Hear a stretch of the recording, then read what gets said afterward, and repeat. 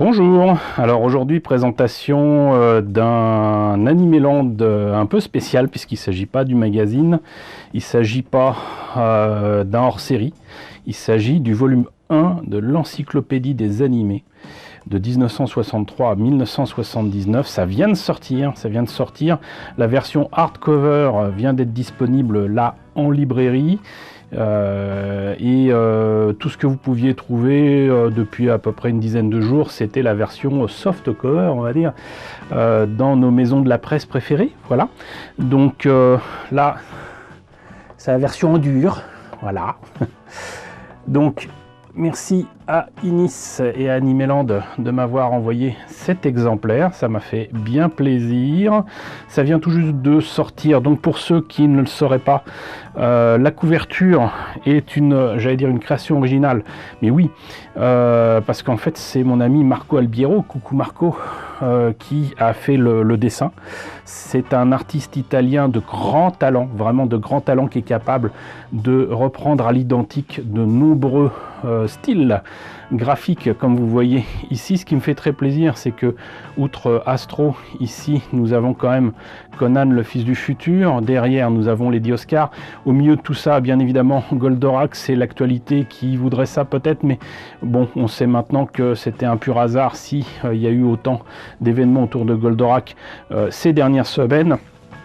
Captain Flamme, Candy, Albator, Gatchaman, donc la bataille des planètes, Aedi, Lupin 3, Tiger Mask.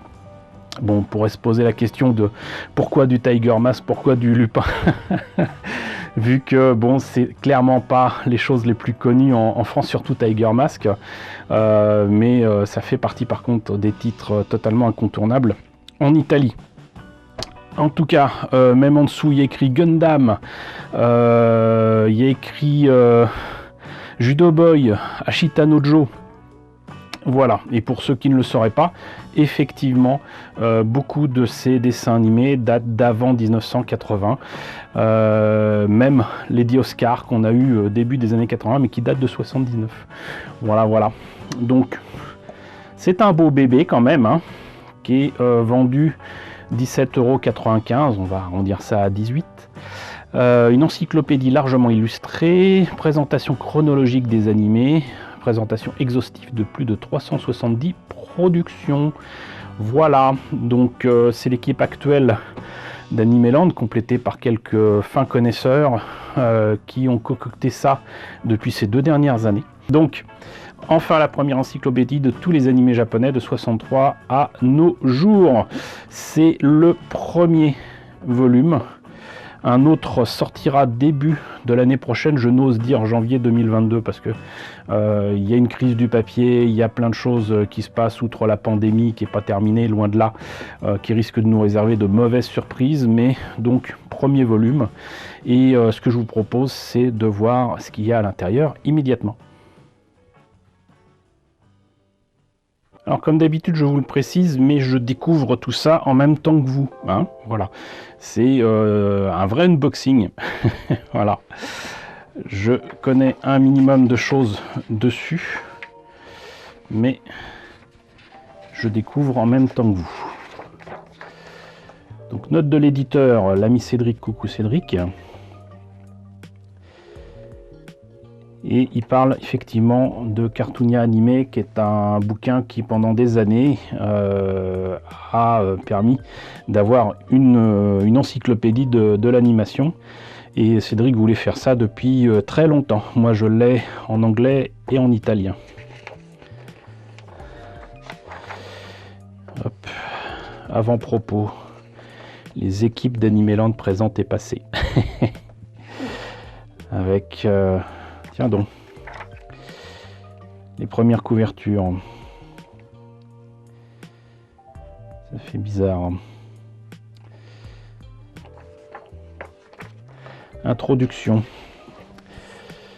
Donc l'animation japonaise n'est évidemment pas née le 1er janvier 1963 lors de la première diffusion de Tetsuwan Atom à la télévision, mais cette arrivée directe sur le petit écran des foyers japonais marque le début de l'industrialisation de l'animation telle que nous la connaissons encore aujourd'hui. Parce qu'effectivement, bon, l'animation japonaise remonte à bien plus loin, mais parler de l'animation japonaise au cinéma avant-guerre, avant de la Seconde Guerre mondiale.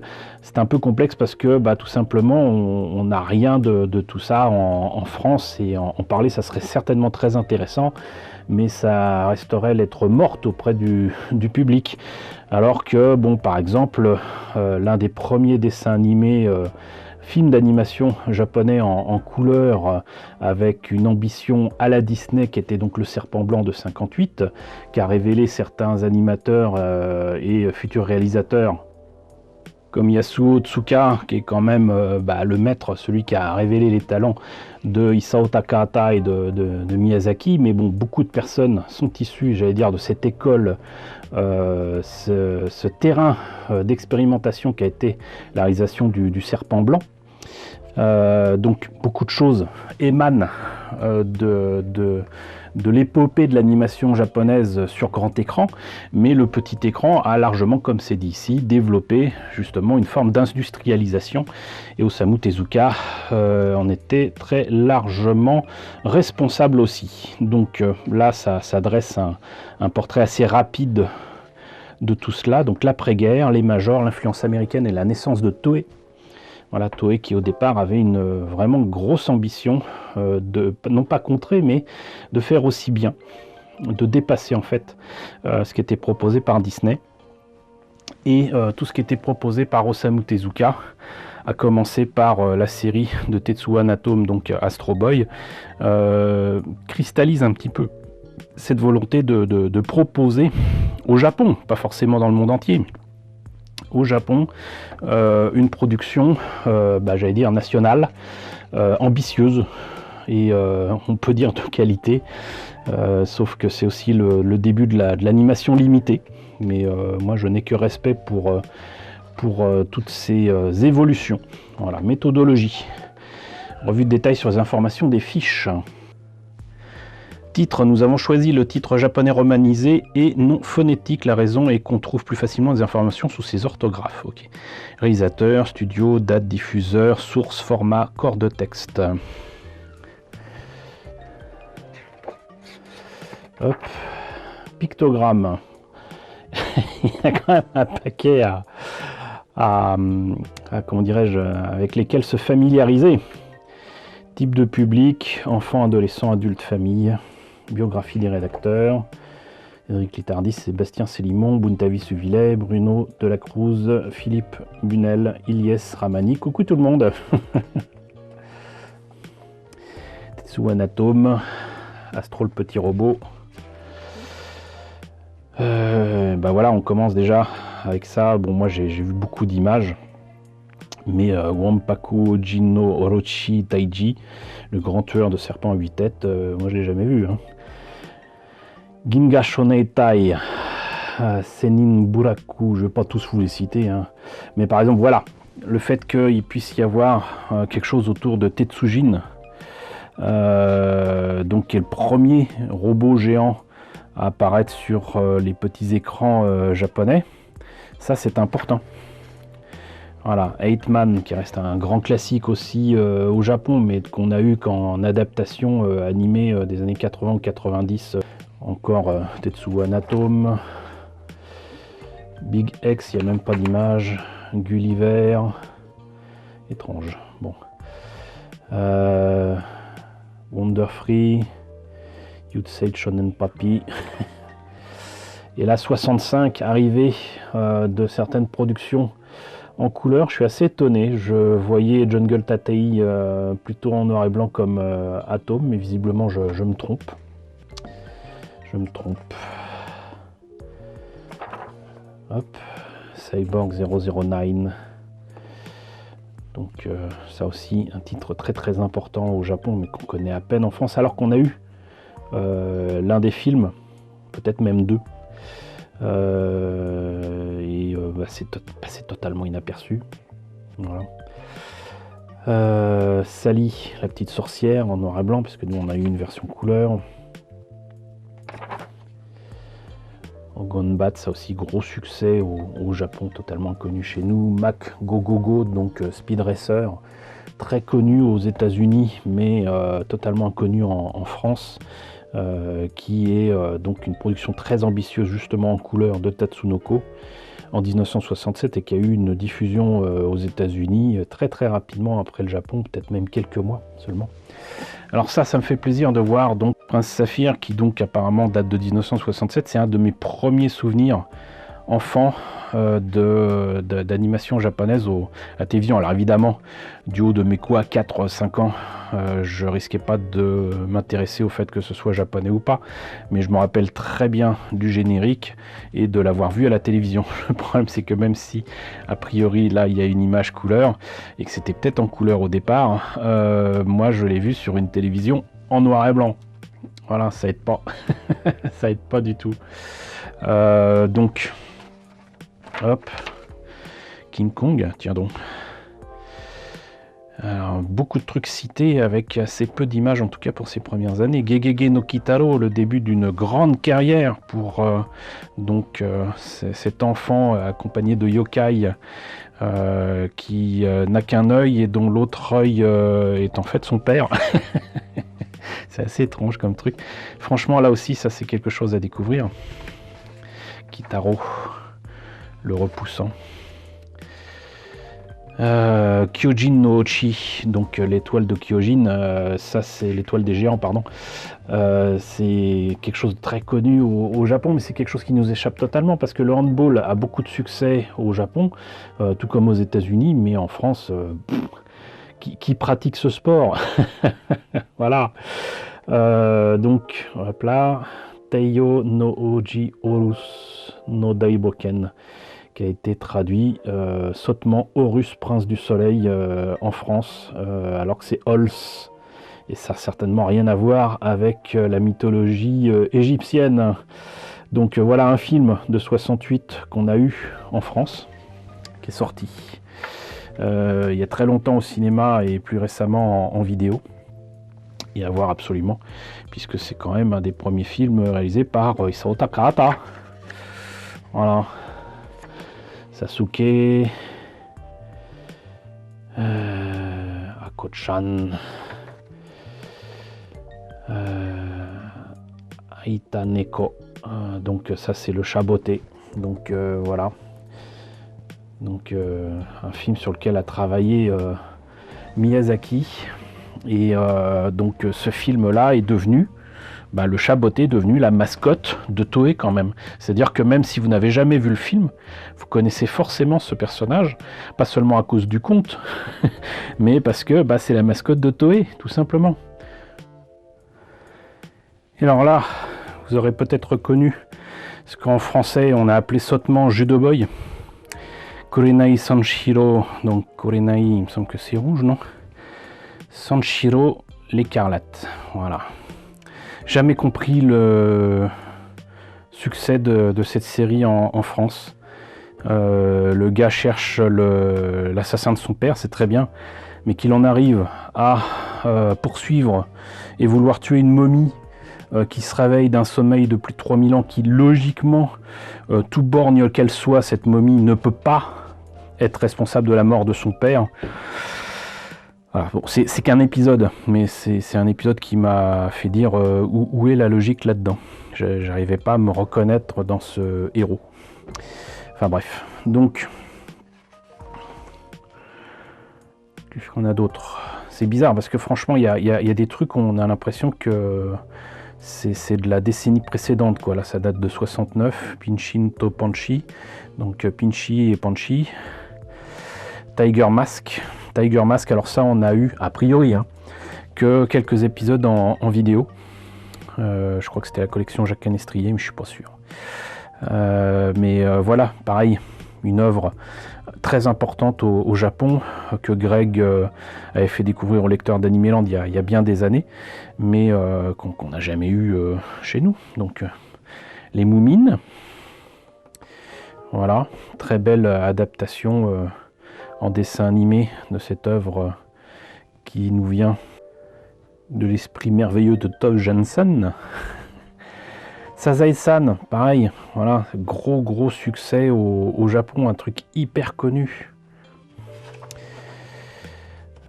Attack Number One, Alors je sais plus quel était le titre français, mais on l'a eu très tardivement.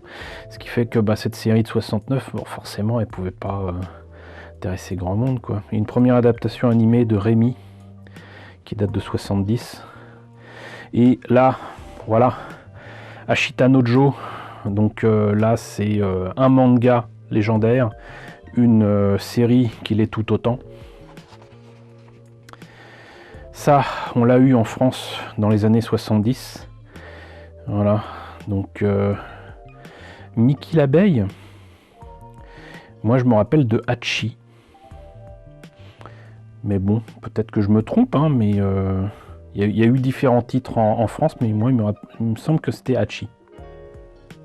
Beaucoup confondent avec Maya l'abeille, alors que ça n'a strictement rien à voir. Mais bon, déjà dans le récit, hein, parce que c'est dramatique de bout en bout, hein, c'est absolument pas joyeux, puis même dans le style, quoi. Mais c'est un grand classique aussi de Tatsunoko. Encore du Attack Number One. Mako-chan, l'illustration me dit quelque chose, mais bon. Kabatoto. Alimentary Ketsudan. Alibaba, il me semble que ça on l'a eu, mais ça me dit quelque chose, mais je pense pas l'avoir vu. Tensai Bakabon, pareil aussi, personnage très très connu au Japon. C'est très étrange parce que Sabo a indiqué 1971, 1970, tout ça. Le style, on dirait franchement que ça sort des années 50, 60. On voit que c'était vraiment, comment dirais-je, des productions en évolution, quoi. Lupanzaffer de Edgar de la Cambriole, même si là, ça risquait pas d'avoir ce titre-là parce qu'on n'a jamais eu la première série. 1971. J'espère que l'image correspond. Pinocchio, ça on l'a eu, ça c'est sûr. Mais je voyais pas ça si vieux. 72. Triton, pareil. Il me semble qu'on l'a eu en vidéo. Peut-être à la télé, mais j'en doute. Encore le Chaboté. Devilman. Très édulcoré par rapport au manga. Hein. Il faut attendre pour avoir une adaptation animée proche du manga. Les années 80-90, je ne sais plus, avec une série d'OEV qui est absolument géniale. Gatchaman, la bataille des planètes. Ça, c'était toute une aventure aussi, hein, rien que cette série, parce que cette première série de Tatsunoko nous est parvenue par les Américains, avec la bataille des planètes qui a été remontée. Ils ont changé des musiques. Le générique est génial, hein, les musiques sont très bien, mais c'est juste que ça n'a plus rien à voir avec l'histoire originale, quoi. Ils voulaient surfer sur Star Wars, la guerre des étoiles. Ils ont fait que c'est un truc qui s'appelle Battle of the Planets. Voilà, ça en est suffisamment proche et ils ont inventé une histoire où, soi-disant, ça se passe dans l'espace et sur différentes planètes, alors que tout se passe sur Terre. Enfin, bon. Astro Ganger. Mazinger Z. Voilà, gros succès de Gonagai à la télé en 72. Et pendant ce temps-là, au cinéma, Panda Kopanda d'Isao Takahata, avec très clairement donc une création originale de Hayao Miyazaki. Hein, si vous ne reconnaissez pas les prémices de Totoro, je ne sais pas ce qu'il vous faut. Des méthanes, pareil, on l'a eu en France. Et Panda Kopanda Amefuri Circus, on les a eu au cinéma dans une très très belle copie 35 mm. Et c'est des choses à voir, et se dire que ça date de 72, c'est complètement fou. Doraemon, le début aussi d'une grande aventure, mais je voyais ça plus tardivement, 73. On a eu quelques épisodes en France, ils ont tenté le coup, mais ça n'a évidemment pas marché parce qu'en plus ils ont présenté les premiers épisodes avec un de ses voisins au héros là qui venait d'avoir un magnétoscope super. Et quand je vous dis un essai à la télévision, c'était genre milieu des années 2000 quoi. Animérama. Contraction de animé, cinéma et drama. Ok. Ça, il me semble qu'on en a eu au moins un en France. Cachern, pareil, gros classique japonais, qui a eu droit à une version live qui est pas si mal. Ça fait un peu cheap sur certains aspects, mais une version live qui est pas si mal que ça pour Cachern. Dororon and Makun, c'est un peu le début des Magical Girls si on veut, mais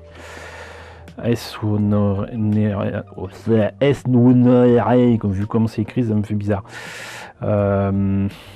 Donc du Osamu Dezaki, quoi. On reconnaît quand même bien le style qu'on reconnaîtra ensuite dans Lady Oscar, dans Cobra, dans Cat Size. Et la série date donc apparemment de 73. Kyutione, pareil, gros succès au Japon d'un titre Gonagai où c'est encore beaucoup de comment dirais-je, d'aventures un peu tendancieuses parfois, mais il y a pire.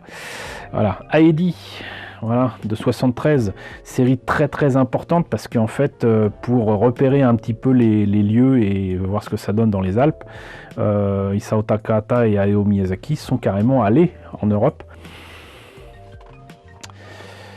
Alors, Getter Robot, pareil. Voilà, c'est des choses hyper connues au Japon. Vicky, Vic le Viking, ça je m'en rappelle très bien. Et c'était une coproduction nippone et allemande, si je me rappelle bien, 74. Voilà, comment ne pas s'en rappeler. Et là apparemment... encore un Mazinger Z, c'est un film, voilà, c'est ce que je me disais. Gret Mazinger, ils auraient pu mettre une image quand même. Polymar, Calimero, voilà. Avec Marco Pago. Uchu Senkan Yamato. Bon, là, l'image, il me semble que c'était un des films, ça. Ça, c'est pas la série. Mais peut-être que je me trompe. Flanders no Inu, le chien des Flandres. Là, Maya. Mitsubachi Maya no Boken. Donc Yusha Raiden. Alors ça c'est amusant parce qu'on n'a jamais eu la série en France, mais on a eu le jouet. On a eu le jouet dans la collection Shogun Warriors de Mattel. La scène Nooshi, il me semble qu'on l'a eu aussi. Alors, Ganba no Boken, les aventures de Gamba. Et, ah ouais, Tekaman. Alors, ça semble pas terrible au niveau du dessin et tout, mais ça a vraiment marqué les esprits au Japon. Et du coup, il y a eu une sorte de remake, si vous voulez, de Tekaman dont je vous ai déjà parlé. Mais surtout, là, il y a Geta Robo G, donc la suite de Geta Robo. Et ça, pareil, on n'a pas eu la série en France, mais on a eu le jouet. On a eu le jouet de Geta Robo. Voilà, tout comme on a eu Gret Mazinger en jouet. Uchu Enban Daisenso, donc la guerre des soucoupes volantes de 75. Donc ça, je sais plus si on l'a eu en France, il me semble pas. Il me semble pas. On peut dire en tout cas que c'est un peu, j'allais dire, le film pilote qu'allait donner Grandizer, donc Goldorak. Mais comme vous voyez, donc Actarus n'a absolument pas les couleurs qu'on lui connaît dans la série. Donc là, il est bleu au lieu d'être rouge. Et surtout, le robot n'a strictement rien à voir. Et je vous prie de croire que le gars Tiger, il ressemble à strictement rien. Voilà, bon. Kum, c'est fou ça. Il y a un encadré sur Kum, mais il n'y a pas moyen d'avoir une image de Kum. Vive déception de ma part. Kotetsujig, très connu au Japon aussi, c'est un héros étrangement qui fait appel à des pouvoirs magnétiques et le jouet fait appel à des aimants pour les articulations et nous on connaît en fait Kotetsujig avec sa variation qu'il y a eu avec les Micronautes puisque c'est un jouet de Takara et les Micronautes c'était chez Mego pour la distribution aux États-Unis et en Europe, mais Kotetsujig est devenu le Baron Karza. Voilà, entre autres. Parce qu'il y a aussi d'autres versions, exactement le même corps, ils ont changé la tête et voilà. UFO Robo Grandizer Goldorak, donc 75. Donc bel et bien après ce film. Et je ne vous ferai pas comment dirais-je, l'affront de vous demander si vous connaissez. Hop. Par contre, je vois quelques fautes. La série est arrivée en France en 78, hein, pas 77.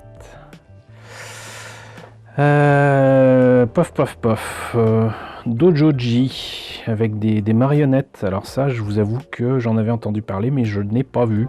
Mais c'est toujours amusant de voir qu'il y a quand même un petit peu d'animation en volume qui existe quand même au Japon, qui semblait quand même franchement dominé par l'animation par dessin, par cellulo, quoi. Voilà, mais bon, du coup, mine de rien, encore un autre film du Chaboté. Uforobo Grandizer taille donc contre Gret Mazinger. Geking, bon pareil, c'est dommage qu'on voit pas trop le robot parce que là il est au fond, là un tout petit. Mais Geking, pareil. Geking, on a eu le jouet en collection Shogun Warriors. Apollon Shindonchuk Monogatari, je vois parce que c'est Combattler. Combattler, on a eu le jouet, il me semble, mais j'avoue que je ne sais plus si c'était avec les Shogun Warriors. On va dire que oui, mais bon. Pinocchio, Cruiser X, Grandizer, Geta Robo G, Gret Mazinger. Ça, c'est un des films qu'on a eu assez tardivement en France, notamment. Ça a été diffusé, si je me rappelle bien, pour la première fois, c'était quoi, en l'an 2000, avec Génération Albator sur la 3. Une émission qui avait beaucoup de succès. Candy, voilà. Donc là aussi de 76. Et donc Candy et Goldorak, on les a eu en même temps en 78. Hein, c'est bien de fêter Goldorak, mais il ne faut pas oublier Candy. C'est arrivé très exactement en même temps.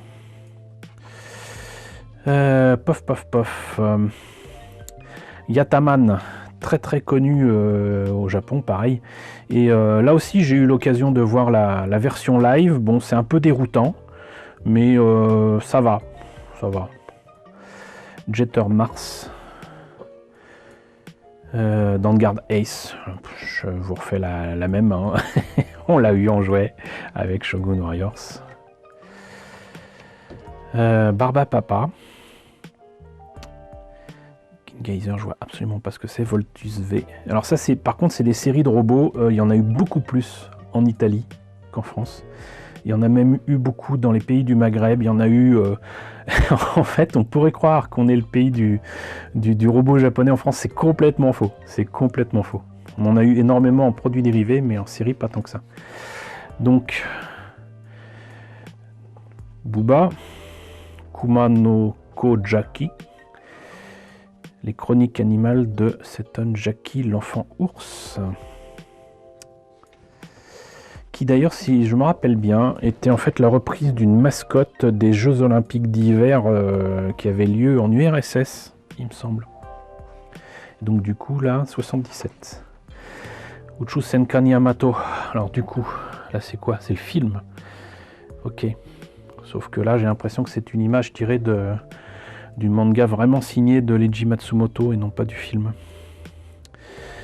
Arrow Emblem Grand Prix Notaka. Alors c'est marrant parce que cette image là est celle qui a été utilisée dans une émission, un blog de l'ami Olivier qui est sorti très très récemment, donc je vous mettrai le lien si j'y pense. Rémi sans famille, voilà, ça pareil, si vous ne connaissez pas cette série de 77, honte à vous. Le Panzerfeu de 77. Hop. Et Gat Tiger, pareil. Chou Supercar, Gat Tiger. Bon, et là il y a un truc en live, pourquoi je sais pas. Zambot Free, pareil, avec de superbes dessin de Yoshikazu Yasuhiko, que maintenant vous connaissez certainement comme étant le character designer et un des mangaka de Gundam, mais qui était déjà très doué non seulement en dessin mais surtout en superbes illustrations couleurs, que ce soit pour, vous l'avez vu tout à l'heure, Raiden, mais là il y a Zanbot Free et on l'a pas eu en France.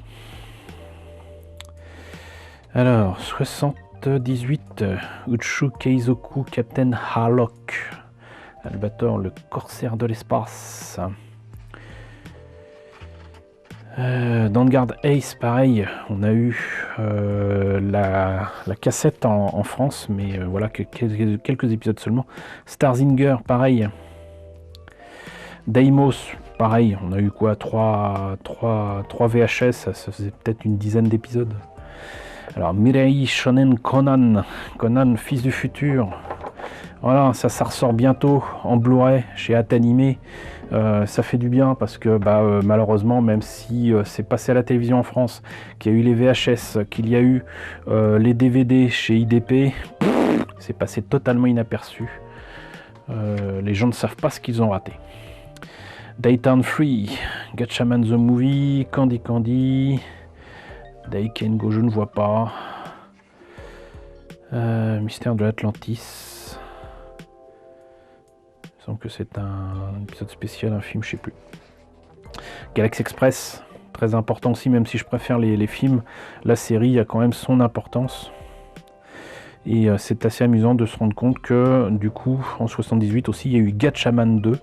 Donc rappelons que Gatchaman, la première série, datait de 72 et ils ont fait la suite que 6 ans plus tard chez Tatsunoko, et on se retrouve avec un Gatchaman 2 dont les jouets ont été distribués en France sous le label Bataille des planètes, alors que ça n'avait rien à voir. Takarajima, donc l'île au trésor, excellente série qui est passée totalement inaperçue. Cette série, elle est passée, je crois, qu'une seule fois sur Canal+. Et ma petite sœur et moi-même, on ne la ratait pas. C'est vraiment énorme. Captain Future, donc c'est étonnant qu'ils aient pas mis Captain Flamme là, hein, mais ils l'ont mis là, ça va. Et pourquoi Captain Flamme, on ne sait pas. Mais pareil, donc adaptation de roman d'Edmond Hamilton qui a eu beaucoup de succès en France, dont beaucoup ne se rappellent que du générique. Honte sur vous. Et là, donc ça c'est un film qu'on a eu très tardivement en France avec un doublage qui n'a rien à voir, et d'ailleurs qui nous a été imposé en version française. On n'a pas, il me semble qu'il n'y a pas eu de sortie avec la version japonaise. Si vous savez si c'est sorti avec une version japonaise sous-titrée français, ça m'intéresse, parce que voir ça en français doublé avec les pieds, ça m'ennuie énormément. Anne Opinion Vert, pareil, j'ai vu cette image-là des centaines de fois dans des documents japonais. Je ne pense pas qu'on l'ait eu en France, et c'est quand même réalisé par Isao Takahata. Cyborg 009, ça c'est franchement une image qui devrait vous parler, j'espère. Même si là aussi c'est passé totalement inaperçu. En France, Heidi film, je savais même pas qu'il y avait eu un film d'Heidi. Daltanias, bon, moi je connais sous le nom de Daltanius, pareil, j'ai eu le jouet. Vous avez eu le jouet peut-être. Et on l'a jamais eu en France. Et pas d'image, du coup vous pouvez pas voir ce que c'est. Mais c'est un robot avec un torse qui a une tête de lion. Doraemon, le chat venu du futur. Donc là, 79. Kujira no Josefina. Josefina la baleine. Marco Polo no Boken. Les aventures de Marco Polo, donc. Ultraman en dessin animé, Gundam, voilà, 79, et même si maintenant tout le monde connaît, si tout le monde s'accorde à dire que ça a été entre guillemets une révolution, un point culminant de l'animation japonaise et de la SF au Japon, reste que sur le moment ça n'a pas si bien marché que ça, et qu'il faut attendre en fait les 3 films qui ont suivi pour que les gens redécouvrent ça, parce qu'à l'époque il n'y avait pas forcément de rediffusion ou pas moyen d'enregistrer ce qui passait à la télé, pas encore de magnétoscope ni rien.